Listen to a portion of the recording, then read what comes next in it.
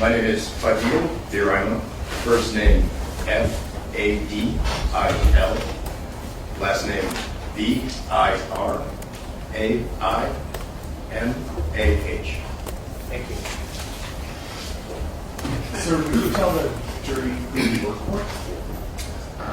Yes, for the Los Angeles Police Department Forensic Science Division. And how long have you worked for LAPD? Just shy of 20 years. Are you a police officer? No.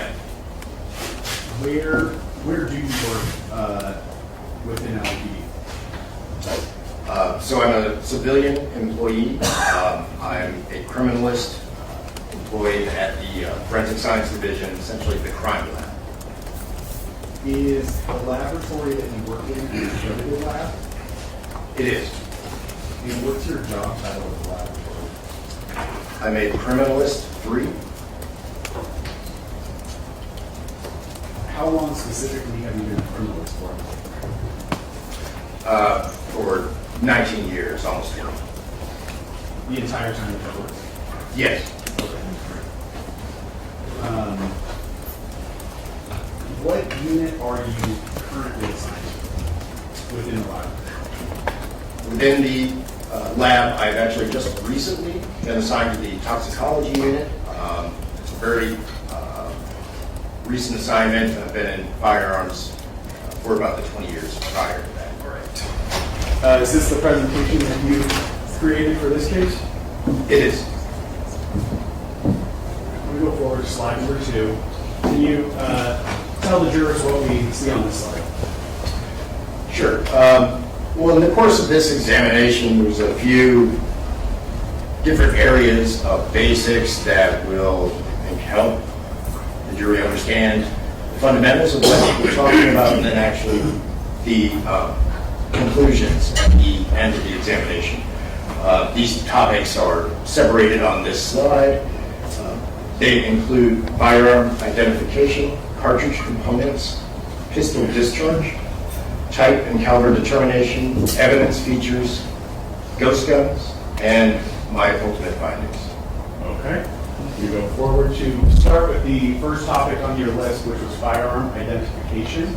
If you would tell the jurors what generally firearm identification is.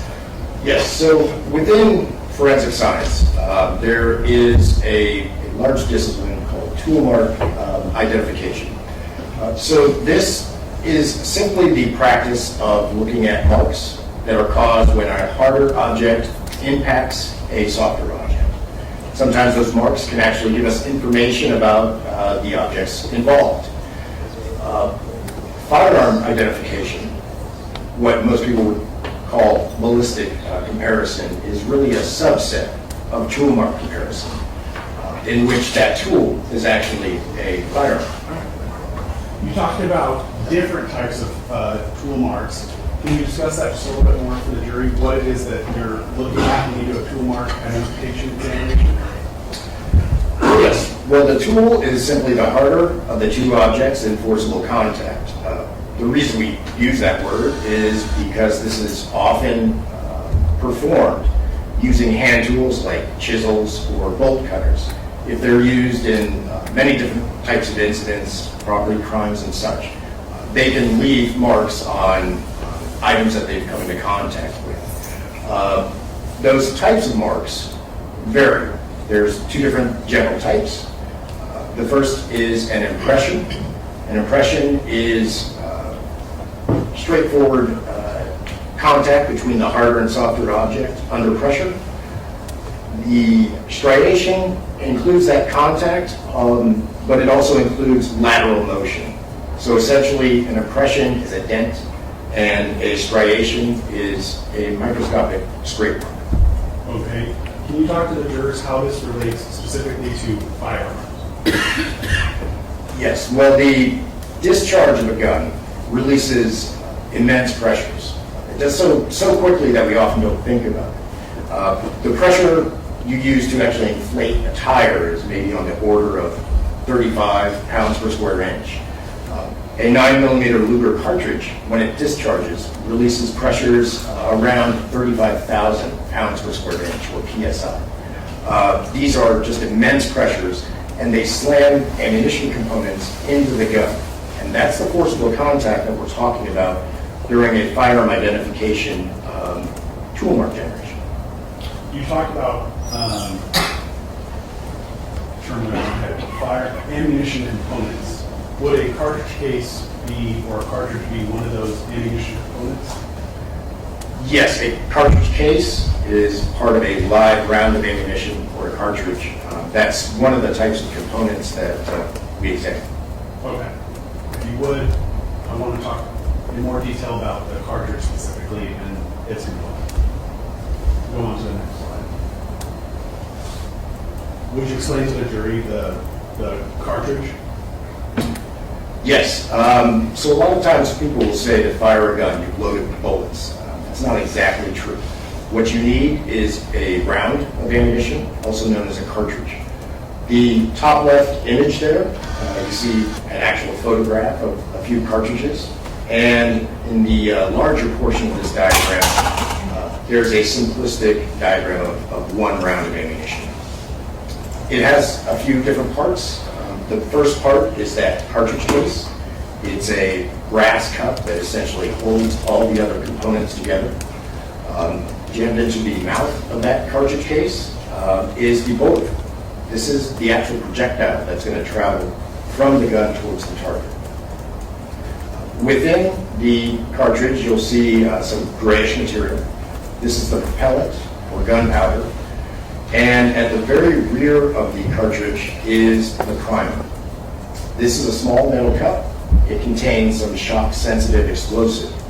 When this primer is struck by a portion of the gun, called the firing pin, it explodes, causes the powder to burn very rapidly. At this point, the cartridge sort of functions like a champagne bottle being popped. The bullet is going to leave the cartridge like the cork from a champagne bottle. The cartridge case, that brass cup, is going to remain in the firearm at least for a period of time. Okay. Going on to the next slide. Can you explain to the jurors the different parts that we see here in slide number 10? Yes, slide 11. Sorry about my apologies. No problem. It essentially is just showing you another depiction of what we just spoke about. So here we have two live cartridges on the outside of this photograph. Each of those is ready to actually be loaded and fired. Just inward from those, you'll see two cartridges of the same types, which I've actually pulled apart. So here you can see at the bottom, there is the cartridge case, that gold-colored round item with the writing on it that's facing us. The primer is in the center of that. The grayish black powder material there is the propellant that's actually going to give the discharge its pressure. And at the very top of the center of the photo are two different bullets. These are typically going to be copper wrapped around a heavy lead core, and that's the projectile that travels through the barrel towards the target. Okay. Now that we understand the components of the cartridge, I want you to explain to the jurors the discharge process, if you would. Let me get to the next slide. Can you describe for the jurors what we see here? Right, so here we have a simplified diagram of a cartridge that's positioned within a semi-automatic pistol so that it can be fired. The cartridge is located in essentially a tube called the barrel. It holds that cartridge and it will guide the barrel bullet as it exits the gun towards the target. This cartridge is in the unfired state and it's ready to discharge. And you said this illustration specifically is of a semi-automatic cannon, correct? Correct. All right, I'm going to click it, and it will show us sort of the actions or what's happening within the gun at the time the trigger is pulled and the cartridge is locked, correct? Correct. Okay. Can you describe for the jurors what the action was or what we saw in the motion on that Yes, so the first cartridge has discharged. The propellant burned and the bullet went down the barrel towards the right side of the image. At that same time, that pressure is actually going to be harnessed by the mechanism within the gun. It will cause the top of the gun, it's called the slide, to recoil, to move to the rear. This is going to use some of that energy from the first cartridge that's fired in order to prepare the gun to be fired again by a second pull of the trigger.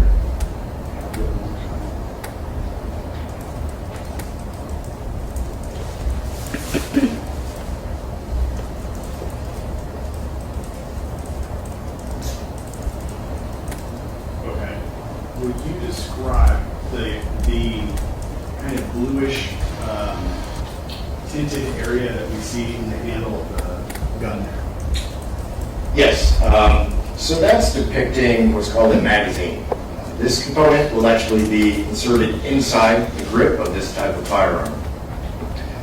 Magazine holds rounds of ammunition, stores them within the gun until they're ready to be fired. Essentially, it works like a Pez dispenser, if you're familiar with that, without the plastic head. So it's a box, it's got a spring in the bottom, and it pushes the cartridges towards the top. When the first cartridge fires, the top of that gun reciprocates, and you saw it move. This allows the gun to first remove the expended cartridge case from the chamber where a live cartridge needs to be positioned to fire it a second time. It reloads that chamber with the top cartridge that's in the magazine, and it also resets the internal mechanism of that gun. When we say that a gun is semi-automatic, that specifically means that every time you pull the trigger, one cartridge is fired. It's going to function like a Windex bottle. I can hold the trigger all day. No more ammunition is going to be expended. So that is semi-automatic, as opposed to full automatic would function like an aerosol can. I hold the trigger and it will continue firing until the source of ammunition is depleted. When you talked about the expended cartridge, that's the piece of the cartridge case that's left in the gun after the bullet comes out for what would be essentially a fraction of a second, correct? Yes, that's the cartridge case. That's the brass cup. It's depicted in gold color on these particular diagrams. And that is the part that will be expended and ejected from the chamber. How does that happen? How does it eject out of the gun? Again, this is one of the functions that the mechanism is doing when it harnesses that energy. After discharge, there's a small hook in the gun called an extractor. It's going to pull that cartridge case out of the chamber, rearward from the barrel. It's going to hit another implement called the ejector. At that point, it's going to be flipped out of the gun. It essentially will appear like if you flipped a quarter as hard as you could towards your right shoulder. So that expended cartridge case will be cleared from the gun and remain in the vicinity to do. And is that action that you just described consistent among all semi-automatic firearms? Yes, to fire a semi-automatic gun, such as depicted here, more than once, you will have to clear the chamber of that expended cartridge case. It's a necessity to fire multiple times. We've covered this a couple of times, so if you would just briefly talk about what the distinction between that action would be versus a revolver. So a revolver uses a different mechanism. You may have seen these in Western type movies. Rather than having a magazine in a single chamber, there's a part called a cylinder. This is a cylindrical component that can be loaded with a number of cartridges. That component will then be rotated, bringing each cartridge in line with the barrel one by one, so that each can be fired. After that cartridge is fired, the cartridge case in a revolver will remain in the chamber of that cylinder until it is manually extracted and ejected from the gun. Okay. I'm going to move on on to the barrel of the gun, would you talk about what happens in the barrel when the gun is discharged? Right, so this is the portion of the gun that's most interesting to a firearm examiner during discharge. So I just enlarged that tube, the barrel. The rear part, you can see it's specifically made to accept that cartridge. That's the chamber.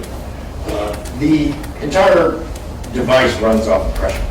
So the rear of that barrel has to be closed off. This will be accomplished by a surface that's called the breech face. It's illustrated here in that bluish green color. In the center of that breech face, there is a hole or a channel that allows the firing pin to protrude and strike the cartridge and initiate the discharge. Now, specifically with the examination you did in this case, would you agree that a lot of the information that you were looking at comes from that area around where the breech face, the aperture, and the firing pin are? Yes, a great deal of the information for cartridge cases in general, and in this examination in particular, will come from that portion of the firearm. Because it's important to this examination, would you just highlight with the pointer exactly where those three different features are? The breech face, the aperture, and the firing pin? Sure. So the breech face is going to be the forward surface of this blue block that's simplified for the purposes of the diagram. You'll see this channel that's meant to depict an opening in this solid breech face. The very opening forward portion of that channel is called the firing pin aperture. It's just the name we use for that hole, the opening. And depicted in orange, this simple cylindrical implement is the firing pin that will be propelled forward, strike the primer, and initiate discharge. You said in your examination in this case, you looked at two of those fired cartridge cases, those brass cups, as you talked about, correct? Correct. You did not specifically evaluate any actual guns in your examination in this case, correct? Correct. So how is it that you were able to see any of the information that would come from the gun, meaning the breech face, the firing pin, or the aperture, if you didn't have a gun and all you had was that brass piece that was ejected from the gun? Right, so again, this is an effect of those immense pressures and forces that are involved in discharge. Someone about my size stepped on a soda can. I'm exerting, I believe it's about 5 pounds per square inch. You can imagine that surface of the street could then cause dents into that soda can. Here we're talking about pressures in the order of 35,000 pounds per square inch. These are acting on surfaces of the cartridge case, which are not much harder or much different than you might find in the soda can. This allows just huge amounts of information to be imprinted into the material of the cartridge case, allowing type caliber determinations to occur and giving me a job. Okay. Look forward to the actual discharge process. Can you describe what we see on slide 19? Sure, so it is depicted that firing pin coming forward, slamming into the primer, initiating discharge. Once that bullet has moved to the end of the tip of my finger, it is moving at the speed of a commercial jet, and it's rotating now at maybe 60,000 to 80,000 rotations per minute. So a great deal of energy has been released. The bullet's on its way out of the gun through the barrel, and pressure is slamming that cartridge case into the surfaces of the gun. This allows that firing pin to leave an impression. The firing pin aperture itself can be impressed into that primer with such a force that we can see the actual imprint, and also breech face markings. The small imperfections of that breech face can actually be impressed into the surface of the cartridge case, just as you would impress a fingerprint into a lump of clay. Okay. This is an illustration that you have up on in slide 19, correct? Yes. Did you put actual examples of these different components, the breech face, the apertures, in your presentation? There are, yes, some exemplars. There's only one, I believe, that's related to this case. These images, such as the firearm you're seeing, are unrelated examples. Okay. What specifically are you showing here in slide number 21? So what you just saw was a gun that's slowly been disassembled to show you the internal parts that are going to be in contact with the cartridge during discharge. We're looking on the left side of the image. We're looking rearward at that breech face. This is the surface that will close off the back door of that barrel, the tube behind that live cartridge. The main area is tinted blue there. That is the breech face surface. You look towards the center, you'll see a dotted line. I just added that dotted line around that opening. That opening is the actual firing pin aperture. And within the opening, you'll see an orangish, sort of elongated implement. That's the firing pin. On the right side of that diagram, you'll see an illustration of the types of marks that we'll talk about. The blue area, that circular area, is the primer. It's a soft metal where that explosion happens on the other side of it. Marks from the breech face can come over. You'll see that dotted line outlining the firing pin aperture, and an actual impression into the material from the firing pin striking and causing discharge. Okay, you said the illustration or the animation of the gun slowly being taken apart. I'm going to just go back so we can follow what you were showing. It goes by a little quickly, so I'm going to play it again. Sure, so the top is a slide and barrel. Now I've taken the slide and the barrel apart. Here we're looking at the slide, which has that breech face surface within it. Okay. I'm going to go on to slide number 22. Would you describe what you're illustrating here?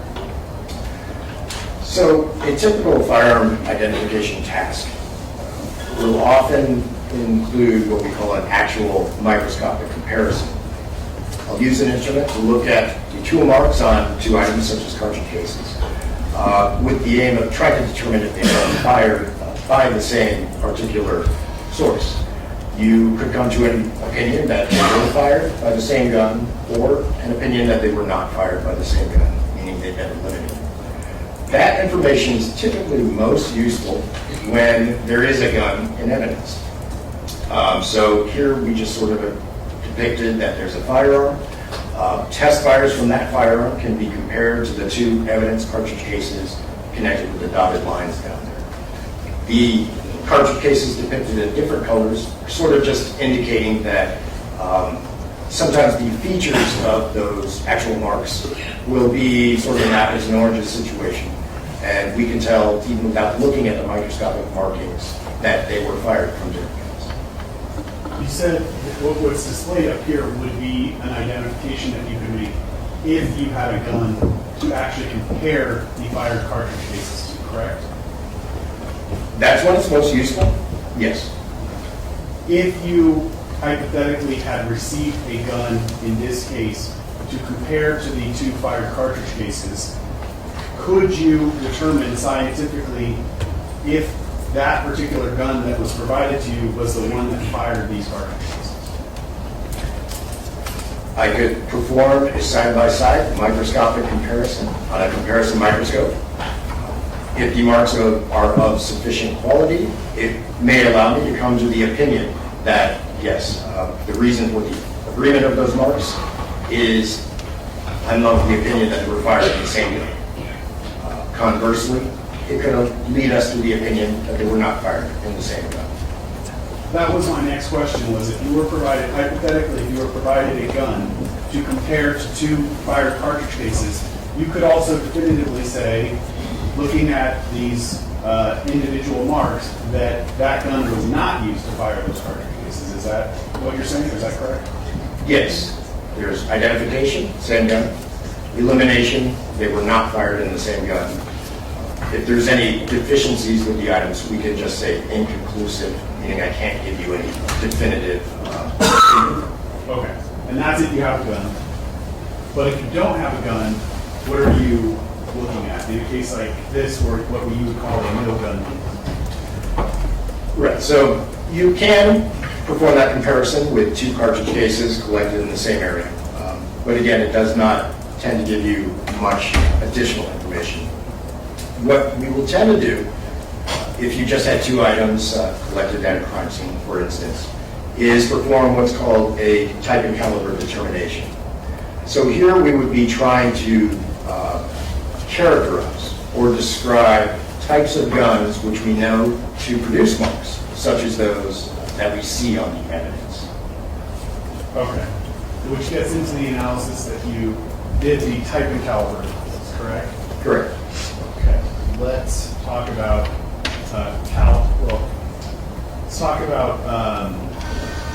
caliber first, or how you do these types of analysis. Right, so this is basically reiterating what I just discussed. So type and caliber, we're leaning towards trying to determine two different groups of information.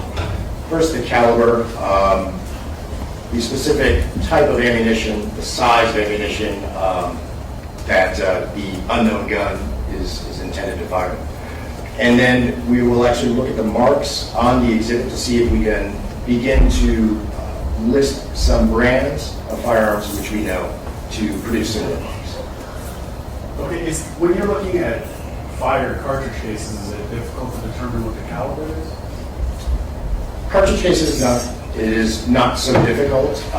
They have a portion on the rear of the cartridge case surrounding that primer that typically has what we call a head stamp, meaning that the manufacturer has stamped in usually some identifying information about who made the cartridge, and also the caliber of firearm it's intended to be used with. Okay. Moving on, can you describe the illustration you have here in slide 27? Right, so this is just to get a sense of that type of caliber examination. Imagine that you have a clean kitchen floor and 30 seconds later you have a muddy footprint right in the middle of it. Something we're just instinctively going to do is look at the basic size of that footprint. At this point, we're probably going to narrow it down to some of your family members as opposed to others. You could look closer into that footprint, and if you see a particular design that is typical of a particular brand of shoe, this can further narrow sort of your list of suspects in your household. Type and caliber determination is essentially you're just doing that same process, but we're doing it using ammunition components, which is a little bit of a different exercise. Okay. Just following your illustration of the muddy shoe print, are you saying that if you were to look at a muddy shoe print on the floor and see that it was a smaller size, you may eliminate that, oh, it was an adult that contributed to this footprint because it's too small to be an adult shoe, something like that? Correct. All right. And then if you have multiple children in your household, are you saying you could look at the pattern of the muddy footprint and say if my son wears Converse but my daughter wears Reeboks, that you could eliminate one just based on the pattern that you see in the mud? Right, and you're using patterns that are common to other Converse shoes out there. You aren't linking it to one particular shoe, but you're able to sort out this list of limited suspects. So if you have 3 kids and 2 of them were Converse and 1 of them were Reeboks, you could eliminate the Reebok, but you wouldn't be able to distinguish between the 2 Converse. Is that kind of what you're saying? Right, you've narrowed it to 2 potential culprits and eliminated 1. Okay. Let's go on to talking about caliber with cartridges. Okay, so caliber is another term that people pick up from movies and TV, but it has a specific meaning. So if you were to pick up a flashlight in one aisle of a store and a battery in another aisle, you are going to select the proper compatible items based on that size system. For instance, you're going to pick a AA battery. It allows you to match up the right battery with the right flashlight. Caliber is a similar system for ammunition. It's a matchmaking system that allows us to put the right ammunition into the right type of firearm. So saying a gun is of a particular caliber is like saying a battery is of a AA size. Okay. Going on, are there common calibers that you see in your laboratory? Yes, there are hundreds in existence, but most of the work that we actually see day to day will come from a relatively small grouping, maybe 20 to 24 different calibers that are commonly encountered in a crime lab. Okay. Talk about caliber, can you talk about type? What do you mean when you say type in a type and caliber analysis? Right, so it's kind of a vague term, but what we mean by type is that even when we're looking at these marks, even very simple implements like that firing pin are very carefully designed. That specific design may be common to a group of firearms, so by examining the imprint of particular features, we can begin to associate a mark with a group of firearm brands which we know to produce similar implements.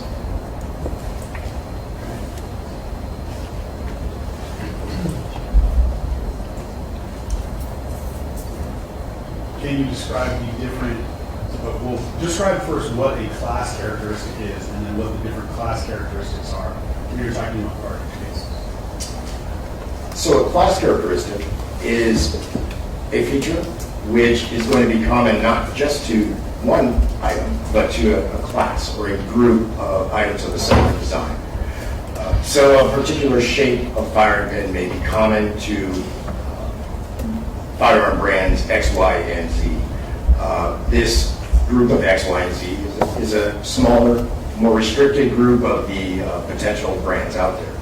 When we do a type and caliber analysis, we're using these features. We call them class characteristics. When looking at a cartridge case, some of the most important class characteristics will be the caliber, the shape of that firing pin aperture, as well as the shape of the firing pin itself. And again, the aperture is the hole that's in the breech face, correct?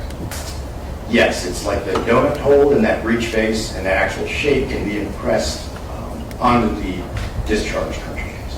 And the firing pin is the piece that strikes the primer that, as it strikes it, it also leaves an imprint of the shape of the firing pin? That's correct. Okay.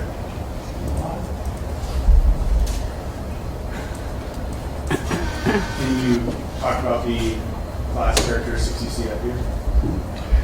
So this is just sort of illustrating that process of narrowing our candidates. So we begin with the caliber. At the bottom left, this is just an image of a cartridge from the laboratory. You'll see at the center that circle is the primer, and you'll see writing impressed into the outside of that primer. That's called a headstand. It's placed there by the cartridge manufacturer. And simply by reading this headstand, also comparing the basic dimensions of that cartridge case, we can determine the caliber of the cartridge. So this particular one is a caliber called 9mm Luger. Okay. The next class characteristic? Again, to describe that hypothetical firing pin aperture, this is a laboratory gun. We're looking at that breech face. The dark circle in the center is that hole, the firing pin aperture. The firing pin is going to protrude from that hole upon discharge. And the shape of that hole may vary. Some of the shapes that we commonly run into will be round, which is pretty generic. A rectangular shape, or sometimes even a teardrop shaped aperture. Now, when you talk about caliber, to the right of the word caliber there's 5 boxes that each have a number and some letters. below it, are those common calibers of cartridge cases that you see? Right, so this is just illustrating a hypothetical, but these are 5 different common calibers. They usually have a very specific name that can be shortened and placed onto a cartridge headset. So a fire cartridge that you'll see will have a caliber associated to it, correct? Yes, And then it will have the aperture shape, which will be is more than likely to be one of those 3 shapes that you have listed up there, correct? very commonly, yes. Okay.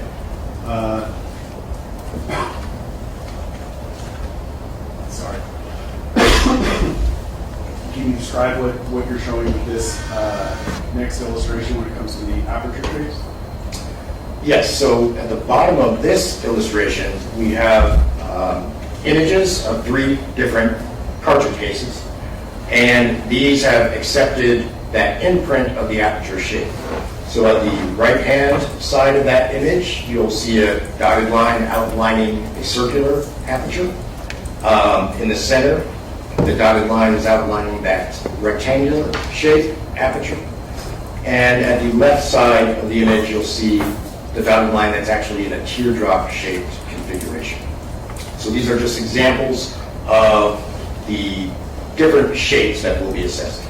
And each one of those 3 is a different example, just showing the different shapes that you can see in 3 different guns, correct? Yes. Okay. The last class characteristic we talked about was the firing pin shape. Can you describe that for the jury? Sure. In the bottom right, this is actually a magnified image of a firing pin. It's about the size of the tip of a ballpoint pen. This particular one is round or hemispherical. It's a very common shape of a firing pin. That round outline will then be imprinted into the cartridge that firing pin discharges. Again, there are different types that are commonly found to be manufactured by different brands. These again would be round, rectangular, and teardrop shaped. The aperture and firing pin shape do not have to match. So these different combinations give different classes their little distinctive features. So I just want to put a finer point on that. Just because the aperture of a firearm is round does not necessarily mean that the firing pin itself is also round. It can be a different shape. Correct. It's up to the manufacturer, and they can combine those as they see fit. Okay. All right. And then do you have examples of what those different firing pins looks like when you look at them in the laboratory? Yes. So these are the same images. Here at the center, you'll see a depressed area that is then outlined with a solid yellow shape. So the right side, you'll see that the outline of the actual firing pin that is pressed into the surface is round. In the center, it is rectangular. We may also call this elliptical. And on the left-hand side is a more distinctive shape, that actual teardrop shape that can be caused by the firing pin itself. Okay. Go on now. You said you actually did an examination in this case of 2 fired cartridge cases, correct? Correct. When you are assigned to do this type of analysis, a type and caliber analysis on fired cartridge cases, what's the first step that you take in the laboratory? First step is to obtain the evidence.